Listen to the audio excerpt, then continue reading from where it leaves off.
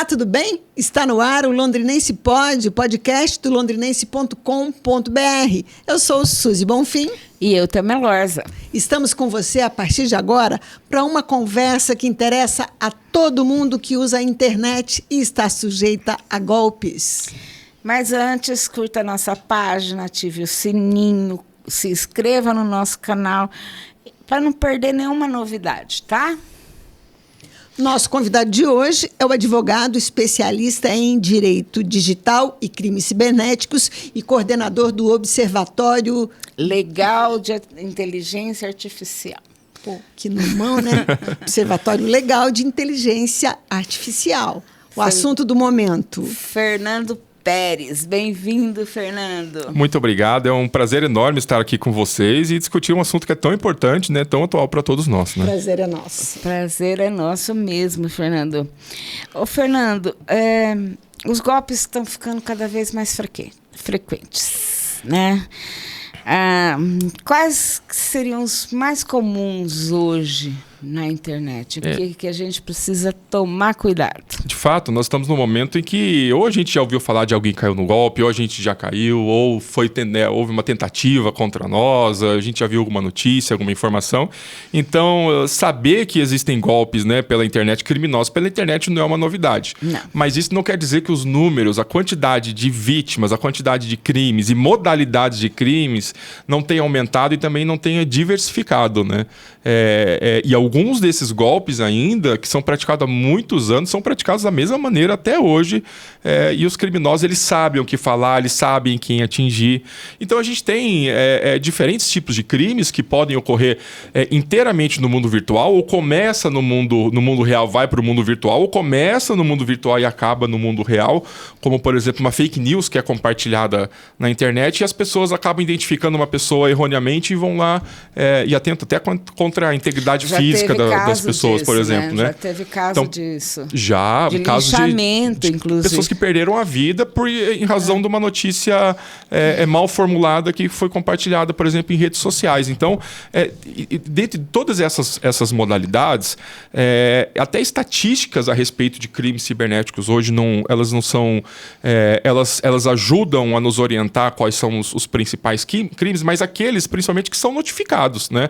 Então, quando a pessoa vai e realiza um boletim de ocorrência, é um crime que é notificado e é contabilizado para fins de estatística. Mas, né, os crimes que mais impactam a nós individualmente, né, principalmente, né, contra o nosso patrimônio, contra questões materiais, são aqueles golpes financeiros. Uhum. Muitas vezes o criminoso ele não tem como objetivo foco uma pessoa específica. Ele acaba tentando pescar, né? Tem até o termo phishing, né? De pescaria. Ele joga várias iscas na internet para alguém ir lá pescar e acaba daí conquistando uma vítima e focando nela, dando uma atenção nela. Ou ele acaba obtendo informações, ele acaba também monitorando algumas pessoas e atacando essas pessoas. Mas é uma pescaria que, na verdade, esses criminosos eles não cuidam só de uma vítima, né? Eles acabam monitorando centenas de vítimas todo dia. Então, e essa pescaria, ela tem uma vítima mais propícia? Por exemplo, pessoas de idade, mulheres, homens, tem alguma coisa nesse sentido? Existe, cada golpe tem o seu público específico, né? Existe uma pescaria, vamos chamar assim de pescaria, né? Mais generalizada, onde um criminoso, por exemplo, e todos nós já recebemos e-mails, por exemplo, de contas de bancos que nós não temos, de encomendas que nós não recebemos. Existem... De cartão de crédito que foi usado, fotos, assim, uma série de informações. Esses criminosos, eles enviam milhões, eles possuem bancos de dados de dezenas de milhões de e-mails. E muitos desses e-mails, não digo nem todos, nem a maioria, mas muitos desses e-mails são válidos e acabam chegando até nós. Uhum. Então, a pessoa que não tem essa educação, a cultura de educação digital fortalecida, ela está esperando uma conta, por exemplo, num cartão de crédito. Ela recebe um e-mail de uma suposta conta, ela acaba acreditando. Porque muitas vezes esses bancos de dados não tem só e-mail. Tem o nome da pessoa, tem o endereço, tem o CPF, tem todas as informações que acabam se tornando críveis essas mensagens, né? Uhum. E veja, esses dados, eles muitas vezes são compartilhados gratuitamente, ou ele vai lá na Deep Web, que não é um lugar impossível de se acessar por qualquer pessoa, e eles podem comprar, por exemplo, por $100 cadastros de 20 milhões de pessoas, 20 milhões de brasileiros, por exemplo, mesmo informações com atualizadas. A Lei Geral de Proteção de Dados não A lei ela existe para prevenir e para responsabilizar, mas ela não evita que isso aconteça. E na verdade, esses bancos de dados eles estão em servidores internacionais. Muitas vezes a polícia acaba investigando, encontrando os responsáveis, sim. Mas uma vez que esses dados estão na internet, você perde o controle sobre ele, porque você pode replicá-los e você perde o controle. Então, não é difícil para o criminoso ele ter essas informações. Agora, passando para os crimes mais específicos, né? Os crimes onde eles têm um objetivo mais determinado, existem diferentes modalidades. Por exemplo, crimes financeiros, né? Crimes de pagamentos, de empréstimos, acabam objetivando muito pessoas idosas. Hoje, infelizmente, né, o banco de dados de cadastro, por exemplo, de pessoas que são aposentadas, recebem benefícios, é compartilhado também. Tanto que uma pessoa aposenta no dia seguinte existem dezenas de ligações de empresas, por exemplo, de assessoria. E como que eles conseguem essas informações? Né? Quem vigia os vigilantes nesse sentido? Né? Que garantir que a gente tem. Então, mas os criminosos também têm essas informações. Então, eles acabam entrando em contato com pessoas que estão um pouco mais vulneráveis. E, às vezes, um perfil das pessoas que acabam se tornando vítimas é que elas acabam ficando com vergonha de pedir ajuda. Ou elas cometem ali uma falha inicial, acabam ficando com vergonha e continuam cometendo crimes. Né? No caso, por exemplo, de falsos empréstimos, falsas contas bancárias, supostos cartões de crédito que a pessoa tem e precisa devolver um dinheiro, precisa restituir. Então, os criminosos eles são muito industriosos nesse sentido. Existem os crimes românticos, por exemplo, que não são, eles não são grandes em quantidade, mas eles acabam objetivando vítimas de uma maneira tal que se a frequência, o tempo de preparo, o tempo de desenvolvimento do relacionamento com a vítima é muito grande e acaba causando um prejuízo financeiro, um ataque financeiro material muito grande também. Sobre esses crimes românticos, eu lembro que em 2013 eu fiz uma entrevista com você sobre isso, sobre o golpe do namorado estrangeiro. Exatamente. Isso daí continua? O método, 12 anos depois, veja só, o método é exatamente igual. Antigamente, exatamente igual, só mudam os personagens. Esse golpe, ele recebia e recebe, assim, até então, o golpe do príncipe nigeriano. Né? Ou seja, do exército americano, que o cara tentou me fazer. Depois que eu fiz essa matéria. Olha só. Um cara tentou, eu fiquei levando ele 2 meses. E falou que era do exército americano. Do exército americano. Esse caso do príncipe nigeriano parece até piada, mas a quantidade era tão grande que ele recebeu esse nome, que era um príncipe de uma tribo africana, e que ele tinha um valor a receber, e só que ele não conseguia, ele precisava pagar algumas taxas, e ele ia compartilhar o dinheiro e a pessoa acabava pagando boleto. Nesse sentido. Agora é o Elon Musk e essa na mesma forma O Elon Musk parece até brincadeira, né? Parece... Ele tá precisando de ajuda. Né, a gente pensa que, na verdade, é um caso, ou que aconteceu de uma forma isolada. Teve um caso em Toledo, que foi... Mas um dos muitos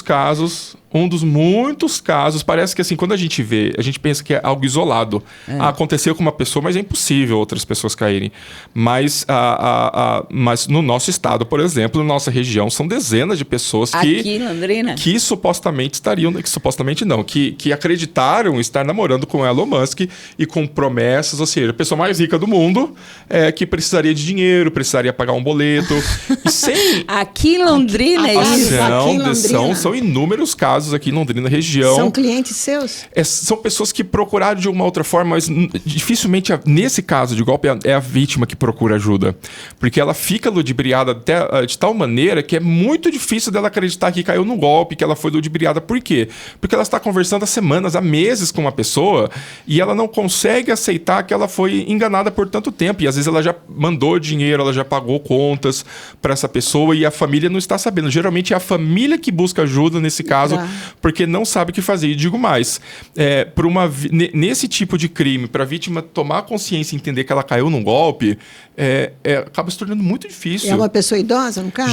Esse tipo de golpe, ele tem um perfil de mulheres, né? Mulheres mais velhas, sozinhas, viúvas, divorciadas. De diversas situações. Inclusive pessoas não sozinhas, pessoas casadas que acabam acreditando nessa situação. Mas a lábia do golpista, então, é uma coisa impressionante, né? É porque ele tem um script, né?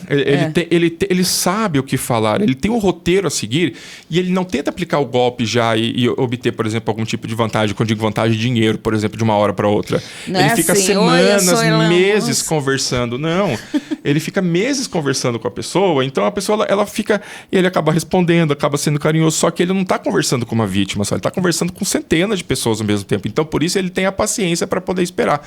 E ele comete ele pede um dinheiro, depois de um tempo ele pede outro valor, ele pede o pagamento de uma conta. Agora, é uma pessoa ou é uma inteligência artificial? Como é que funciona? Olha, de fato, assim, eu não digo que é uma pessoa, porque existem grupos organizados hoje. Mundialmente. Organizados. E digo mais a respeito desses grupos e de pessoas, né? Mas existem muitos grupos organizados. A maioria desse tipo de prática, muitos, ao menos, eles estão em outros países. Eles estão em outros continentes. Então, existem muitos criminosos aqui no Brasil também, mas é incrível a quantidade de crimes. Existem muitos crimes, por exemplo, acaba se tornando... a gente encontrando muitas peculiaridades nesse sentido. A Costa do Marfim, que é um país muito pequeno, é a origem da maioria dos crimes que ocorrem aqui no Brasil. A Costa do Marfim. Inúmeros crimes, centenas de crimes aqui de Londrina que são originados de criminosos na Costa do Marfim, que não possui um sistema. A justiça nossa não consegue alcançá-los lá. Né? Lá então, o sistema judicial porque mudou de país, já precisaria de um tratado, já precisaria de um outro procedimento judicial e policial, e não é tão simples como se ele estivesse aqui na mesma cidade, a polícia vai atrás da pessoa. E os golpes envolvem dinheiro. Sem dúvida, sem dúvida. E muitas vezes essas contas são no Brasil. Agora me pergunta, mas como assim no Brasil? É tão fácil em alguns bancos, instituições financeiras, para eles criarem contas falsas, que chega a ser um absurdo. É muito fácil, hoje está muito fácil para... Às vezes a gente vai tentar criar uma conta, não consegue, né? Apresenta vários documentos, não consegue. O criminoso em outro país, ele consegue abrir um banco, receber aqui e fazer a transferência para lá. E a pessoa acha que está conversando com Elon Musk e ainda transferindo o valor para o Brasil, né? Mas ele acaba despistando esses valores. E esses criminosos são tão industriosos, eles acabam... Muitos desses criminosos migraram dos crimes físicos reais para os crimes virtuais, e aqueles outros, claro, iniciaram.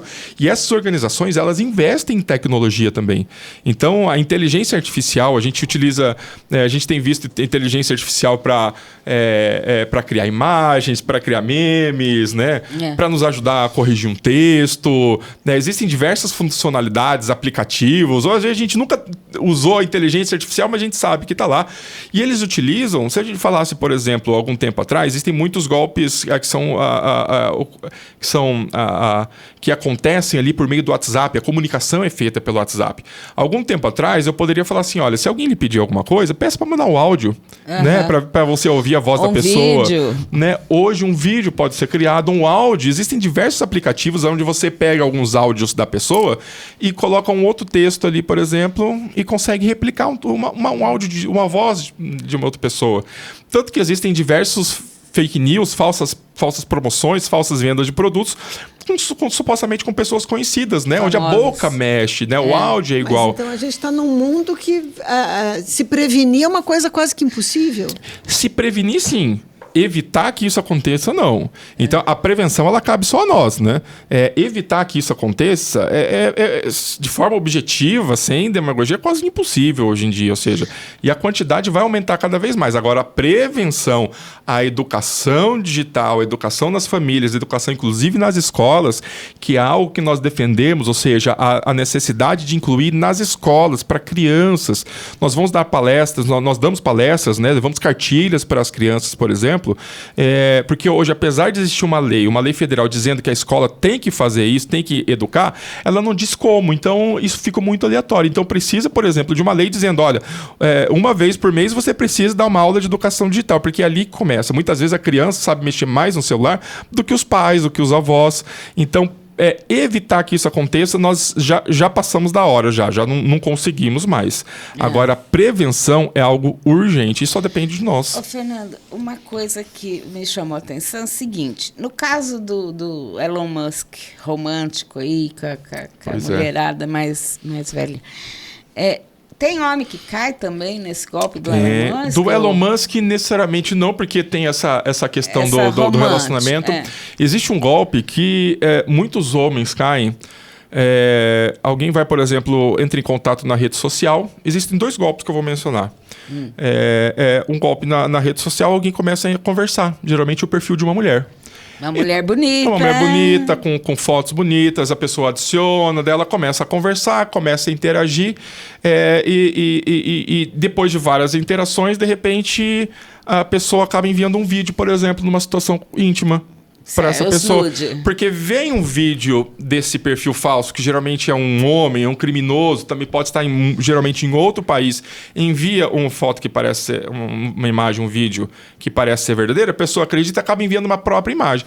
Aí, ou ela faz uma chamada, por exemplo, pelo computador, e há programas que simulam, isso os criminosos utilizam há muitos anos, simulam um vídeo. Então você pode, sabe quando a gente utiliza a webcam numa chamada, por exemplo, no vídeo?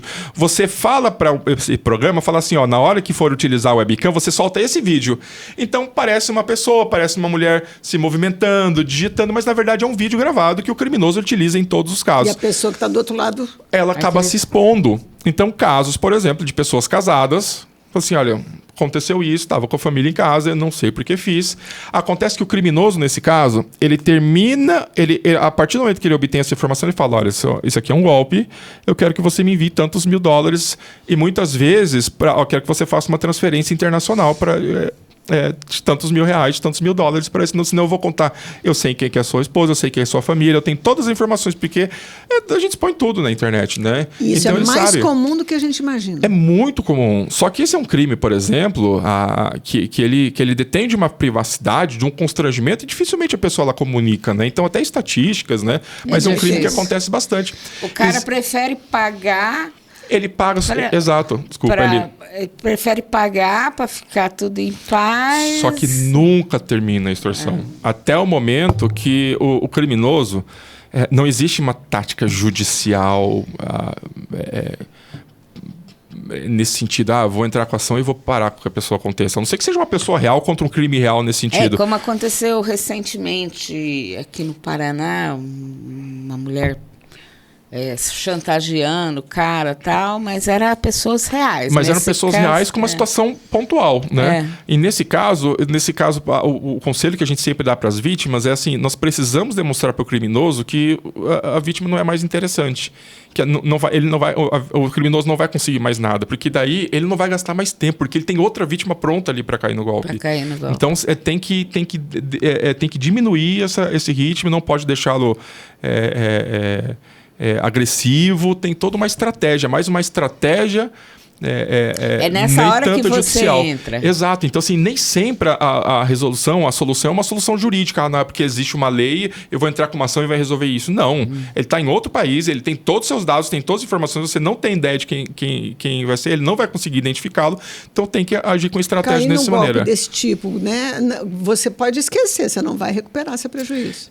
Estando em outro país, é praticamente impossível. É praticamente impossível. Quando hoje você faz se for no Brasil, por exemplo, você fez uma transferência Pix e você consegue, assim, tão logo caiu no golpe, entrar em contato com o banco, há uma possibilidade, não é uma garantia, uma possibilidade de você bloquear esse dinheiro e estornar. Há pessoas que conseguem? Sim, é possível, mas quanto mais tempo a gente demora para tomar essas providências, mais difícil é conseguir, porque caiu na conta, o criminoso ele já transfere para outra conta, ele já faz alguma coisa. Das mulheres que pagam boleto para o Elon Musk. Exato. Então, assim, e um mês depois tomar providências. Não... Então, assim, agora, se o banco foi negligente de alguma maneira, não fez o procedimento correto, o Banco Central, ele regulamenta esse procedimento. No caso do Pix, é um mecanismo especial de devolução. Tem toda uma regulamentação, um prazo. Agora, se ele não tomou essas providências, pode-se até pensar uma responsabilização do banco em relação a isso. Isso é mais possível nesse sentido. No caso, assim, por exemplo, a mulher fez um empréstimo altíssimo, no caso de Toledo, né, que ficou público. Pois é. A mulher fez um empréstimo altíssimo, depois fez outro. O banco não deveria ter questionado, olha, ótima ponderação, uma movimentação estranha na sua conta? Ótima ponderação, Você eu faço uma compra um pouco maior no cartão de crédito, já vem lá, ó, compra suspeita. Bem pensado, Os bancos têm sido negligentes nesse caso. Exato. Essa é uma discussão, assim, a justiça não sabe lidar com isso. Eu não digo que não tem um conhecimento, mas as ações chegam lá, você tem diferentes tipos de entendimentos e cada estado é um entendimento e cada juiz é um entendimento diferente. Hoje isso não está pacificado na justiça ainda. De fato, hoje assim, os bancos investem, tem uma balança para os dois lados. Os bancos dizem que investem dezenas, centenas de milhões de reais em segurança, em educação digital, e os bancos alegam que seria uma culpa exclusiva da vítima, que ela quis fazer isso, que ele não tem relação com o crime. E, de fato, assim, com a ocorrência do crime, eu até entendo que não tenham. Mas há uma negligência, há uma falha na prestação de serviço, se ele não toma as providências, e muitos juízes também entendem dessa maneira, não é todos os juízes que entendem assim. Metade entende de um jeito, metade entende de outro. Há muitos juízes que, de fato, entendem que ele poderia ter identificado uma movimentação suspeita. Alguém que não tem algum empréstimo, ela faz um empréstimo alto e faz um empréstimo em seguida, um outro valor, alguém que não tem uma movimentação muito alta, de repente faz uma movimentação, o banco ele poderia prever essas situações e bloquear e entrar em contato. Os criminosos, eles acabam até se aproveitando disso também. Entram em contato, dizem para autorizar, dizem para que está tudo certo, mas de fato assim, a justiça não sabe lidar. Eu também entendo que os bancos eles deveriam investir em prevenção, porque contenção não dá. O dinheiro já foi. Mas em prevenção, como por exemplo outros meios de aprovação, de confirmação, e não adianta o banco querer ligar, por exemplo, para a vítima, pro correntista ali, pro consumidor, e para confirmar alguma informação que muitas vezes até o criminoso... Meu banco manda ir lá quando tem... Um caso, por exemplo, que aconteceu aqui na cidade de Londrina, vários criminosos conseguiram abrir uma conta num banco, num dos bancos mais conhecidos e mais utilizados aqui no país, conseguiram utilizar. O endereço era de outra cidade, de outro estado, a nacionalidade era de outro país, colocou um endereço comercial numa cidade, um endereço residencial em outra cidade. Longe uma da outra, e conseguiu fazer empréstimo de 30 mil reais. Então, assim, um sistema hoje, ele pode identificar, poxa, você mora em tal cidade, está abrindo conta com duas cidades de endereços diferentes, então foi uma falha gravíssima. Mas o que está faltando para os bancos nesse caso? Vontade, né? Vontade, porque dinheiro tem. Eu sei de caso que a pessoa recebeu um e-mail do banco dizendo, olha, fizemos todas as tentativas, mas a pessoa que recebeu o Pix não tem mais nada na conta. O banco sabe para onde foi o dinheiro, sabe de quem é a conta, sabe quem recebeu e só diz que não conseguiu reaver o dinheiro da pessoa. Então ele está sendo conivente. Nesse caso, por exemplo, um erro muito grande que acontece, a vítima entra em contato hoje, o banco ele vai 3, 4, 5 dias, porque o Banco Central diz que ele tem que dar uma resposta em até 7 dias a respeito disso. Ele vai 3 dias depois para tentar fazer o bloqueio do dinheiro e não adianta mais. Isso teria que ter uma determinação que esse bloqueio tem que ser feito em até 30 minutos, 1 hora, por exemplo. E olhe lá, se não for na hora. Mas, Fernando, nesse golpe a pessoa entrou em contato com o banco e denunciou o golpe minutos depois. Tem gente que faz o transferência de pagamento banco, na mesma hora fala, poxa, caí no golpe. E entra em contato, só que o banco vai 3, 4 dias depois. E isso é um erro. O banco não reconhece. E no Banco Central, ele não trata de questões individualizadas. Se você entrar em contato com o Banco Central, ele não vai tratar do seu problema. Não, ele vai direcionar para o banco da mesma maneira. E então, eles vão trabalhar com a estatística. Olha, nós tivemos tantas reclamações, tantas ocorrências, e por isso ele não vai tratar de forma individual. Isso deixa o cliente do banco numa situação muito fragilizada. Exatamente. Né? E esse é um dos casos que eu digo ainda que a Justiça poderia analisar com mais delicadeza, com mais cuidado, porque tem juízes que entendem que mesmo se o banco for lá 7 dias depois fazer essa análise, o banco cumpriu com a medida dele. Mas eu entendo, por exemplo, que essa tentativa de bloqueio, na verdade, tem que ter uma comunicação do banco, da vítima, com o banco para onde foi transferido. Né? Eu entendo que tem que ter essa comunicação, mas se hoje o Pix é feito numa transferência na hora, por que o bloqueio não pode ser feito na hora também? Então, eu entendo que isso deveria ser feito enquanto o cliente está na linha, por exemplo, fazendo comunicação. E sendo um golpe, se ele conhece o destino do dinheiro, o banco... Mas o banco tem as informações, então, ele tem que ter mas só que ele tem que mandar o comando na hora. Ele tem que mandar o comando. Não é só saber para onde foi. Para mandar o comando, o dinheiro já saiu daquela conta, ele já sai foi na mesma hora. Pois é, mas mesmo ele sabendo o destino, a pessoa e a instituição, a coisa fica por isso mesmo. Mas só saber o destino não é o que vai trazer tanto proveito para a vítima, porque a maioria dessas contas são contas laranjas, são contas falsas. Eu saber para onde esse dinheiro foi... Não adianta nada. Vira e mexe eu vejo, por exemplo, nas redes sociais, alguém dizendo assim, alguém quer ganhar R$100 hoje? Se você vê algum tipo de... A gente talvez não tenha visto, mas não tenha observado. São pessoas que falam assim, eu preciso que você empreste sua conta para mim. Cansei de ver pessoas falarem assim, me deram R$200 ou me deram 10% do que eu fazia aqui, mas eu não sei do que acontecia lá. Aí a polícia chega lá na casa da pessoa, é uma pessoa laranja, claro que ela tem responsabilidade. Ela deu o nome dela, ela tem responsabilidade, mas é uma pessoa que não tem dinheiro para fazer um pagamento de indenização, por exemplo, não digo nem danos morais mesmo, pelos danos materiais ali que foram sofridos, né? Então, você saber para onde foi não é algo que assim, não vai trazer tanto proveito quanto seria do banco naquele momento. E eu entendo uma coisa, se foi configurado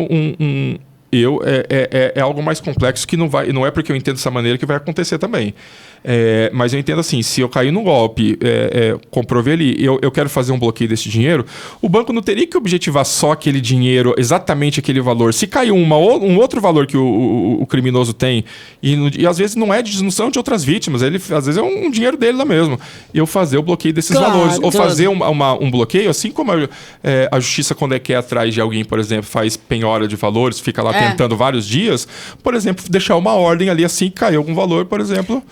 Né? Agora, sem prejudicar a outra vítima também, claro, né? Agora, voltando aos golpes com a inteligência artificial, eu vi esses dias no Instagram uma mulher falando que a mãe dela recebeu um vídeo dela, que era ela, a voz, sim, a cara. Sim, é o que ele falou. Para a mãe pedindo dinheiro. Olha, estou passando mal, eu preciso de dinheiro para pagar tal coisa, para pagar o médico, não sei o que tal. E a mãe caiu, né? A inteligência artificial foi usada, logicamente.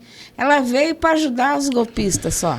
Na verdade, assim, todos esses meios de comunicação, eles servem para todo mundo, né? Eles são imparciais, né? A inteligência artificial, enquanto ela não adquire vida ainda, né? Não se transformar num robô, no exterminador do futuro, ela é imparcial nesse sentido. Acontece que a gente não eu vou utilizar um exemplo que não relacionado a crimes, mas para uma ponderação que a gente tem que fazer é o seguinte. Por exemplo, inteligência artificial na sala de aula para alunos. Como que eu vou evitar que alunos, por exemplo, crianças, adolescentes e alunos universitários, por exemplo, utilizem uma inteligência artificial para produzir um conteúdo? Eu tenho um software que vai identificar... mas eu tenho outro software que já consegue burlar isso. Eu tenho um outro software que... Existem sites específicos de inteligência artificial para refazer um texto, para tentar dar um nível de humanização, por exemplo. Então, será que não é o momento de se pensar ou começar a trabalhar, por exemplo, sem demagogia, mas com ética, com moral? Olha... Pode utilizar a inteligência artificial? Pode, mas como é que o professor, por exemplo, né, fazendo uma analogia, como é que o professor ele pode ensinar o aluno que ele deve produzir, que ele deve ter um pensamento, uma criatividade, uma liberdade, um raciocínio? Então, Então, eu vou conseguir evitar que as pessoas utilizem inteligência artificial. Eu não digo para burlar um trabalho de escola, não digo o seguinte, mas eu vou evitar isso? Não mais. Já virou a chave nesse sentido. Então, em relação aos crimes, é a mesma coisa. Eu vou evitar que os crimes aconteçam? Não. Mas o que eu estou fazendo para a educação digital? Porque as crianças que são hoje, elas já caem também em crimes. Eu estava conversando com um professor, amigo meu, professor de jornalismo, amigo meu, esses dias, e ele falou assim, que a turma de jornalismo dele, todos utilizam a inteligência artificial. E ele estava falando, gente, vocês têm que aprender a fazer, a escrever, as pessoas estão perdendo algumas habilidades, vocês estão perdendo a habilidade e tal. Chegar um dia... E ele chegou e falou ao ponto de falar que ia mandar as pessoas escreverem o texto em sala, com papel e caneta. Mas exato. mas vai chegar um momento que a gente não vai conseguir. Eu vi um vídeo, né? Hoje a gente vê vídeo de tudo, de um professor que ficou transtornado porque num trabalho de 40 perguntas o aluno enviou, ele pediu para enviar a sala e poderia fazer no computador, enviar ali por mensagem, por e-mail. Em 3 minutos a pessoa terminou, né? A aluna terminou. Aí o professor falou, deixa eu ver o que está acontecendo aí, né? O aluno, ele não conseguia nem disfarçar, porque 3 minutos depois ele já tinha respondido 40 perguntas. Que coisa. Então, mas nós estamos nesse momento de transição. E de entender que assim, não é só o idoso, que a gente está falando de vários crimes ali, mas a criança. A gente fala de redes sociais, tem umas redes sociais ali, como o TikTok, por exemplo. Que é muito perigoso. Não, eles são totalmente liberais. Totalmente liberais, não tem filtro algum. Essas redes em outros países recebem multas altíssimas, né? Aqui no Brasil, não. Não. Qual é o caminho, Fernando? Porque assim, à medida que você está falando, eu estou sentindo que a situação é temerária, né? Que a gente está diante de um monstro. A criança que morreu recentemente. É de 8 anos, né? Exatamente. É um monstro que só está crescendo. É um monstro que está crescendo. E nós estamos sendo oprimidos por isso. E não vai parar de crescer. Como fazer para você disse que não dá para evitar, mas dá para se prevenir. Então, qual o caminho? Quais as medidas mais práticas para a gente entender como não cair num golpe, como evitar? Porque por mais, assim, qualquer bobeira, gente, eu já caí em vários. Sim, acontece. Porque eu sou desatenta, quando eu vejo falei, caí num golpe. Isso foi na internet, já tive problemas em conta bancária. Até hoje as pessoas caem no golpe do bilhete, por exemplo. Exato. Então, toda semana tem na cidade, por exemplo. Então, e aí? Acontece algo que é extremamente, eu diria mas antes disso, nós aprimorarmos, deixarmos as nossas leis mais robustas. Não é que nós não temos leis, mas leis relacionadas à responsabilidade de redes sociais estão sendo discutidas no STF ainda hoje. Eu tenho leis de anos atrás, mas que estão sendo... que o teor ali, o significado ali, se vale para isso ou vale, porque eles estão sendo discutidos. Então, lá nos Estados Unidos, por exemplo, quando acontece alguma coisa assim, o Mark Zuckerberg vai lá no Congresso e pede desculpa. Ele fala, olha, realmente bem, né? Eu lamento. Não, ele paga uma multa de centenas de milhões de dólares. Só aqui no Brasil que não. Não. Aqui ele paga uma multa, mas consegue reverter, consegue fazer. Então, assim, é temerário mesmo. Agora, sem demagogia, eu só acredito em uma solução. Uma solução, que é a educação. E eu não estou sendo aqui, como eu disse, sem demagogia, né? Sendo utópico nesse sentido. Porque hoje, por exemplo, como que é essa educação? Nós temos que ter uma lei inicialmente que obrigue a escola a dar tantas horas, de aula de ensino digital por mês, por semana, por ano. Tem que ser no começo, nós temos que ter uma lei dizendo que a criança tem que fazer, tem que ter programas... Ensino digital no sentido de segurança. Eu tenho uma aula específica falando sobre crimes, sobre as responsabilidades, sobre o que vai acontecer. Porque daí, aí é uma mudança, é um passo a passo, que é uma mudança a médio e longo prazo. Porque essa criança vai se tornar um adolescente, que se torna um adulto, que vai se tornar um idoso. Então, mas até a gente chegar lá, hoje... para que tudo vire um caos, já estamos num caos, na verdade, basta a gente continuar fazendo o que está fazendo. Hoje, as soluções elas não são suficientes. E tudo vai... É um monstro ainda, como você falou, é um monstro, ele está crescendo, e eu não vejo uma perspectiva hoje de que algo vá melhorar. Os crimes aumentam. Enquanto as big techs não forem responsabilizadas... Mas não só responsabilizadas, mas duramente, de forma robusta, a ponto ela fala assim, olha, não compensa eu ter essa liberdade toda, não compensa acontecer isso. Então, algumas redes sociais deveriam ser bloqueadas, as mais usadas aí deveriam ser bloqueadas. O X, por exemplo. Não, ali você tem uma discussão, quando você trata só de texto, por exemplo, né? Como é mais uma questão, é uma discussão temerária que trata muito de liberdade de expressão. Aí um pode entender que isso pode ser falado e outro isso pode falar que isso é censura, que pode falar, que não pode. Aí é uma discussão muito de mérito. Agora, um lugar onde você permite que uma criança tenha acesso a conteúdos de todo tipo. De todo tipo, sem nenhuma moderação. Sem nenhum filtro. Sem nenhuma moderação. E isso acontece em todas as redes sociais. Mas umas são piores. Então, assim, é algo absurdo. Mas, Fernando, extremamente temerário, assustador.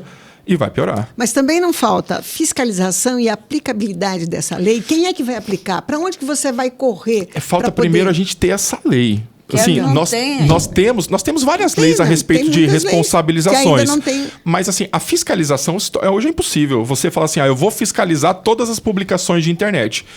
Acaba se tornando possível. Então, assim, a aplicabilidade, as leis que existem, elas são aplicáveis. Quando a gente fala de dados pessoais, por exemplo, né?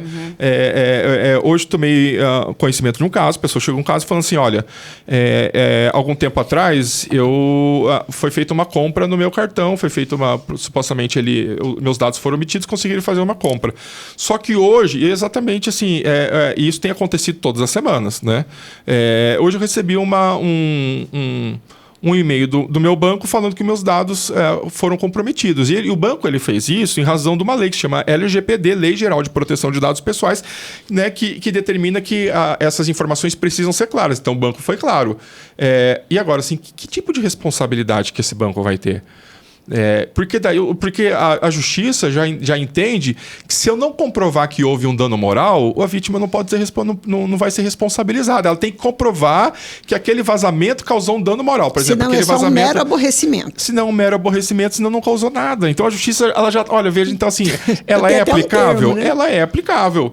Mas assim, mas de que maneira? Qual que é a dosagem dessa responsabilização nesse sentido? Agora, se viesse uma multa lá de milhões de reais, dezenas de milhões de reais, de acordo com a capacidade, né, o porte do banco, ele pensaria, olha, é muito melhor eu pegar esse dinheiro nesse ano, no próximo ano, investir em segurança e melhorar aqui para evitar esse vazamento do que eu ter que pagar multa, né? Um caso, por exemplo, de uma empresa aqui de Londrina que comprou um banco de dados de e-mails, né? Esses meios banco de dados que compra na internet. E Cargas d'Água, ela foi fazer uma propaganda. Ela achou que era o e-mail só do Brasil. Dentro desse banco de dados, existiam 50 e-mails de usuários espanhóis. A Agência Reguladora de Dados e Proteção de Dados da Espanha enviou uma multa de 200 mil euros para essa empresa. Que beleza. E ela falou assim, agora se pergunta, mas ela é lá na Espanha, mas essa empresa ela faz negócios na Europa. Se ela quiser fazer negócio na Europa, ela precisa pagar essa multa, porque enviou 50 e-mails calhou que era de uma mesma empresa. Então ela vai pensar duas vezes na hora de fazer isso. Então, e os bancos? Quem vigia os vigilantes? É uma das frases que eu mais gosto no sentido que garantia que nós temos que as empresas estão tomando cuidado. E elas estão... E tudo que acontece, elas dizem para nós? Não. Agora, assim, mas qual que é a pena que ela vai receber? Porque eu não posso responsabilizá-la se eu não tive... seria um dano moral subjetivo. Se eu não provar, ela não vai ser responsabilizada. E agora? O que eu faço? Então, penas mais duras. Leis nós temos.